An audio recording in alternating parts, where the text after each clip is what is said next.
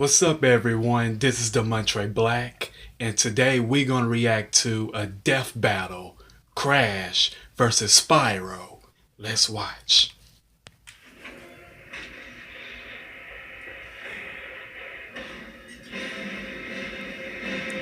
The early 1990s played host to one of the biggest battlegrounds the world had ever seen, the console wars. Nintendo and Sega's mascots were locked in a merciless duel over the gaming throne. But when the smoke cleared, a surprise third challenger was rising to the top. The Sony PlayStation. And it didn't have just one mascot, it had two. Crash Bandicoot, the mutated marsupial from Down Under. And Spyro the Dragon, the powerful purple hero of the Dragon Realm. He's Wiz and I'm Boomstick. And it's our job to analyze their weapons, armor, and skills to find out who would win a death battle. Listen, I admire another brilliant doctor of science as much as the next guy, especially those with grand plans to take over the world. But I'm not sure Dr. Neo Cortex makes the cut. Why not? He's an evil genius who made a mutant Aussie army of animals to take over the world. Sure, but when it came time to assign a general for this army, Cortex chose, of all things, a bandicoot. A band of what? You're making that up. It's a real animal. Look. Oh, hey, it's kinda cute. How's that little thing gonna take over the world? With the Evolvo Ray, Cortex did successfully mutate it into a powerful beast. However, when he tried to brainwash the creature, he utterly failed to create his fearsome general. Instead, he got Crash Bandicoot. So Cortex threw him out like trash, and Crash became his worst nemesis ever. Which is super embarrassing, because this Band of Crash is a few snags short of a Barbie. But his physical abilities make up for it. He's got parkour skills like nobody's business. Which is appropriate, as bandicoots are excellent jumpers, similar to their marsupial cousin, the kangaroo. He's got superhuman strength, and can take a big hit and just keep on going, like an Energizer Bunny of pain. Crash can double jump in midair, slide incredible distances, and use Crash Dash to boost his speed. He's also tapped into Mojo, a magic substance that's basically life energy, to enhance his battle technique. He's got his Norris Roundhouse and Triple Dragon, but his favorite move is the Cyclone Spin. He can even give this move a boost for the Death Tornado technique, though this can leave him dizzy and prone to counterattacks. Still, these brutal moves proved incredibly useful for rescuing his fellow mutant bandicoot girlfriend, Tawna. Oh, why does she look like that? She's like really hot, but also not at the same time? I'm really confused. While Crash's natural abilities were enough to save her, his future battles with Cortex would require more sophisticated tools. Yeah, like the Rad Copter Pack. He's even got himself the unicorn of motorsports, the Space Motorcycle. What I wouldn't give for one of those. To increase his firepower, he carries a special bazooka that uses a naturally occurring and easily attainable form of ammunition, Wumpa fruits. The same kind of fruit shooter that's on his power loader suit from Alien. This completely generic-looking mech. But why fruit? I can't imagine it's a particularly effective projectile. I don't know, Wiz. Remember that time I shot you with my potato gun? You were stuck in a coma for like a month. Wait, what? You told me I lost that month because my time travel wristwatch finally worked. Well, where's Crash getting all this cool tech? He can't be building it all himself. He's pretty dumb. They're all thanks to his kid sister, Coco, who's 10 times the inventor Cortex is. But Crash isn't really dumb. He just lacks communication skills. He actually shows many symptoms of autism. Some people with autism, known as savants, are extraordinarily gifted in particular skill sets, and I think that describes Crash perfectly. While he may not know how to hold a conversation, he is a superb athlete and puzzle solver. Well, I'm sure it helps that he's surrounded by friends who encourage his better traits.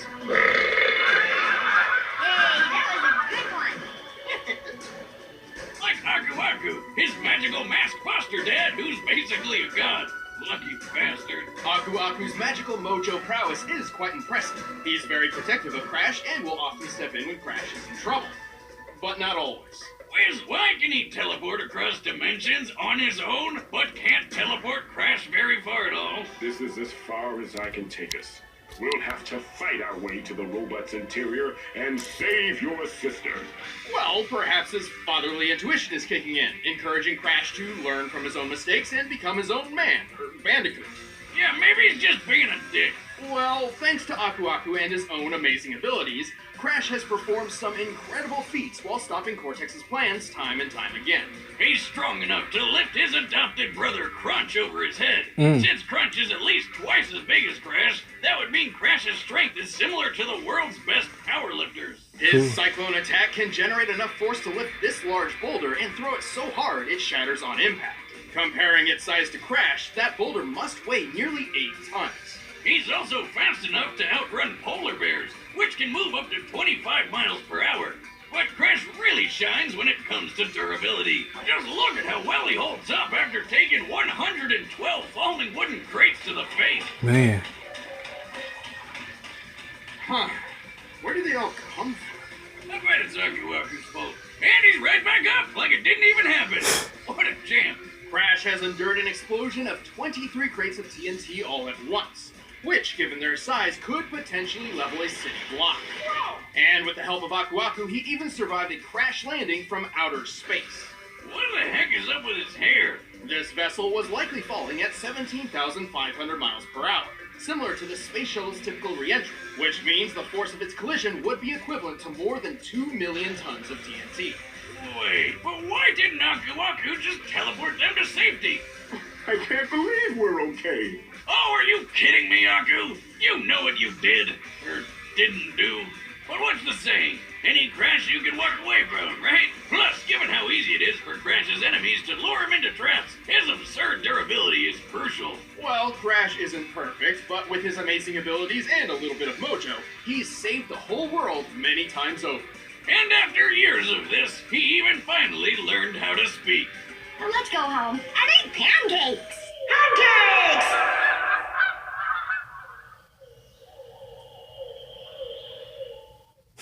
Wait, that's it? Prophecy tells of a special purple dragon born every 10 generations, destined to be a hero of his age. This was the legend of Spyro. But when the ancient Dark Master Malefor learned of this, he swore to destroy Spyro before he even hatched. By the way, there are at least 3 different timelines for Spyro, but we're mainly sticking with the Legend of Spyro version, because he can do pretty much anything the other ones can, and more. Plus, I think they're all the same Spyro reincarnated anyway, since that's what the prophecy says, and look, that's totally Skylands being made at the end of Dawn of the Dragon. Wild fan theories aside, Spyro was saved from Malefor's wrath by Ignitus, a guardian dragon. He decided to pull a Moses and send Spyro's egg floating down a river to who knows where. Okay, why do so many stories start with people just throwing babies into rivers? That's never a good idea. No. Wrong, Wiz. It worked out fine for Spyro. He was found and adopted by a family of dragonflies. And even without fellow dragons around, Spyro grew up to be a pretty good fighter. He's strong, tough, and makes good use of his horns, tail, and claws. But not his wings. Not yet. Without a dragon's parentage, Spyro remained mostly grounded during his childhood. But he got pretty good at using his head. Like the fun way, not the brainy stuff. You do not want to be on the other end of his charge attack. But one fateful day, everything changed. During a game of hide-and-seek with his quote-unquote brother, Sparks, they got into a bit of monkey business and, in desperation, Spyro unexpectedly breathed fire. This was Spyro's first hint that he was adopted. Hold up, you mean he thought he was an actual dragonfly the whole time? I can think of a few other hints, like, I don't know, any time he saw his reflection. This revelation prompted Spyro to go on a journey in search of his true home among other dragons. Oh, and Sparks tagged along to help find treasure and protect his dragon brother from harm. Not like he needed it. He's the chosen one, bitch. He's got a bunch of awesome dragon powers. As a purple dragon, Spyro was not limited to just his fire breath. After finding and rescuing 4 great dragon guardians, they each became his teachers in the arts of elemental combat.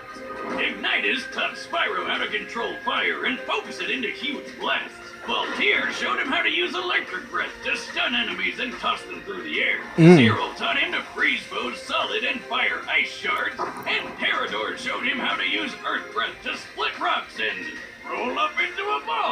Spyro also honed his physical and chi combat with the martial art of Dragon Con.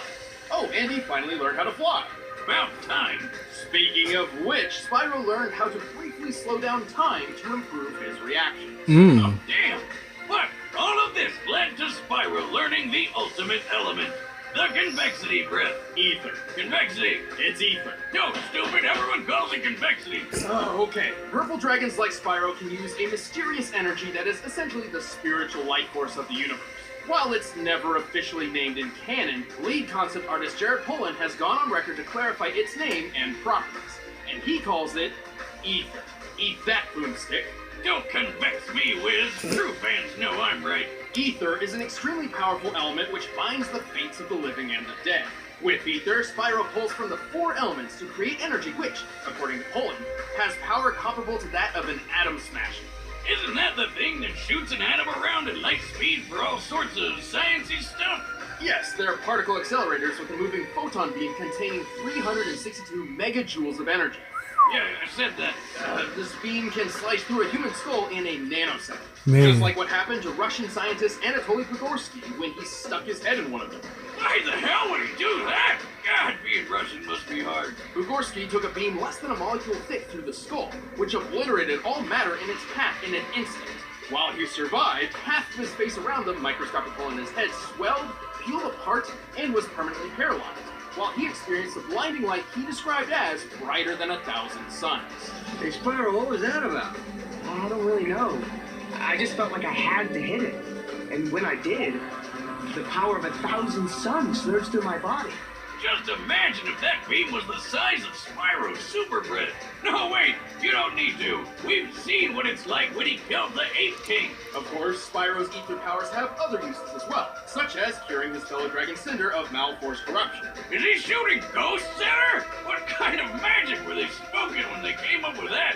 But ether is dependent on a balance between light and dark. Should a purple dragon fall prey to their own anger and hatred, they risk being consumed by dark ether, or nether, transforming into a blackened, rage-filled form.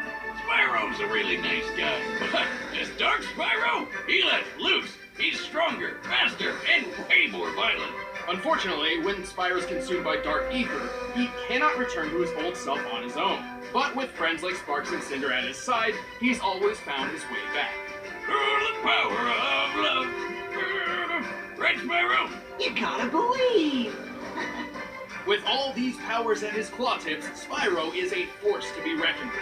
He's pretty quick, outracing biplanes that can fly over 159 miles per hour. He's pushed a gold statue about twice his size, and he's pretty tough, claiming his scales are impenetrable. So I'm electricity-proof too? I knew my scales were impenetrable, but now this? A bold claim, but let's look at the facts. Spyro once took a punch from this massive magma golem, which then lost its arm and replaced it with a cathedral tower. This cathedral is very similar in size to St. Stephen's Basilica, a Roman Catholic church in Budapest, Hungary. By taking the height, length, and depth of the basilica and adjusting for empty space, we can estimate the arm's mass to weigh over 400,000 tons. Assuming a low-end punching speed of 15 miles per hour, that of the average humans, the golem must have hit with at least 1.9 million tons of force. Man. And after getting all these powers, saving the dragons, and defeating the Dark Master himself, Spyro tapped into ether one last time to literally pull the exploding planet back together. What? How the hell?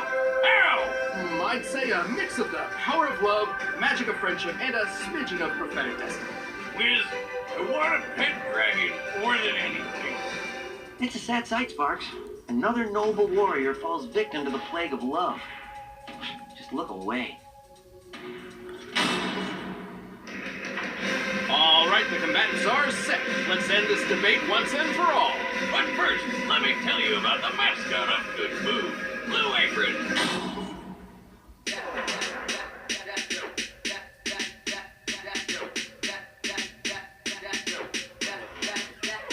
That's right. Non-GMO. Delicious food. Drop that.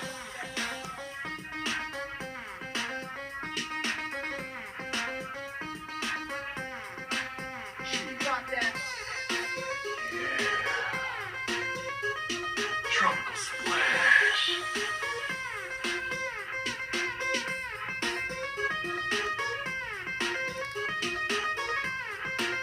By now, you're probably shouting at your screen, where do I sign up?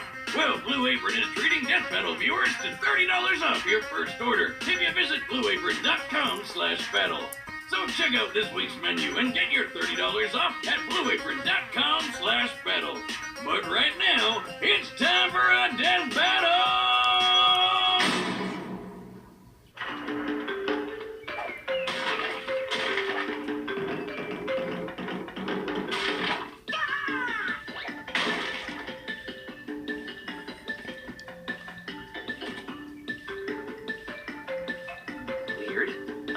What are you doing?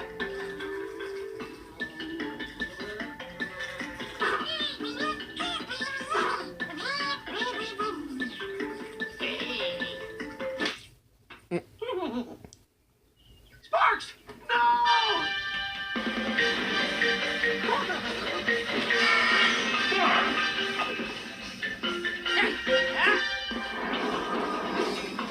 Nice one, Crash. Ooh, nice. Come on, Spyro. You asked for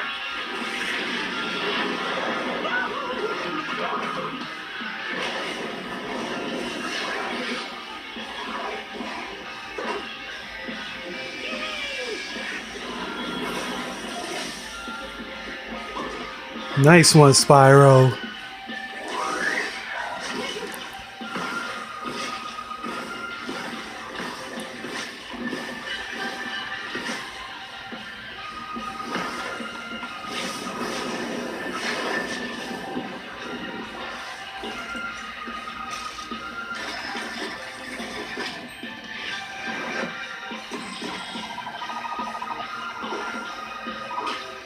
Wait a sec, was that a fruit?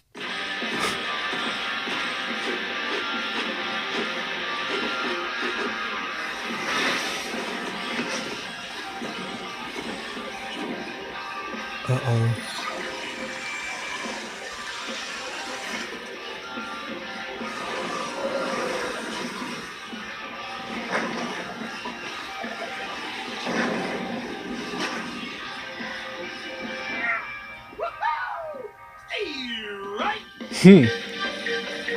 It's not over yet. Where do you keep finding these things?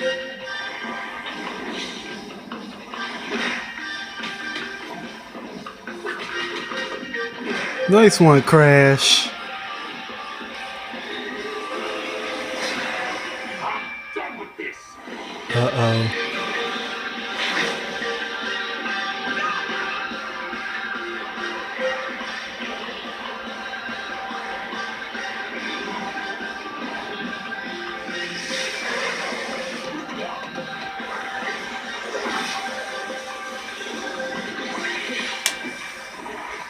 Ooh, KO is over. Nobody messes with me, pal. Mmm. I don't think Aku Aku's gonna pull Crash from the grave after that. Spyro had plenty of obvious advantages. His speedy flight let him control the pace of the battle, and his elemental arsenal gave him a much wider variety of attacks than Crash had ever seen in a one-on-one fight. Even with his extraordinary puzzle-solving skills, Crash was simply overwhelmed. But surprisingly, this wasn't nearly as one-sided as it looked on paper. With the strength to throw an 8-ton boulder, Crash was actually stronger than Spyro. And both of them had survived impacts worth around 2 million tons of force. Man. How convenient. It's almost like they planned this all along. To be fair, we did have to lowball Spyro's durability against the Golem's punch. However, both of them had shown durability, which far exceeded much of their attack capability. So even with his gadgets, Crash really didn't have a good way to hurt Spyro very much. But the funny thing is, Spyro didn't have many attacks that could firmly hurt Crash either. They were both just too tough. Well, until Spyro used the Ether Breath, which could literally break matter apart at an atomic level. Not even Aku Aku could save Crash from a beam that intense. I guess Crash just couldn't spin this one. The winner is Spyro the Dragon. If you like this death battle, give a thumbs up and I will see you on my next reaction. This has been the Montre Black. Peace.